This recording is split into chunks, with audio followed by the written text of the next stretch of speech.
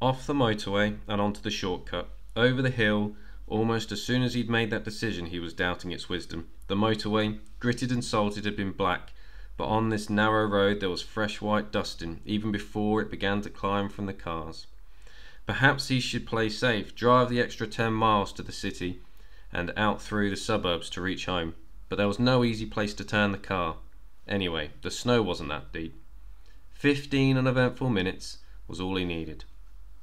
In the first bend he felt like the tyres were spinning, grip and spinning again. He braked, not heavily, and the car lurched sideways. He steered into the skids and brought the car to a halt.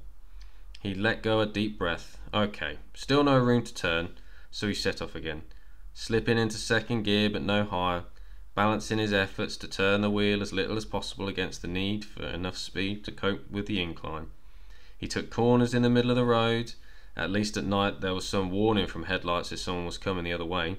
There was no moon, but his own lights illuminating the snow line everywhere, giving the landscape an eerie brightness.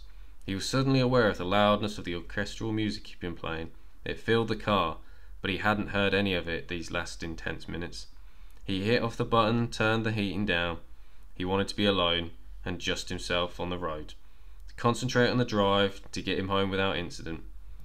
Around the last tricky bend, he crescended the summit.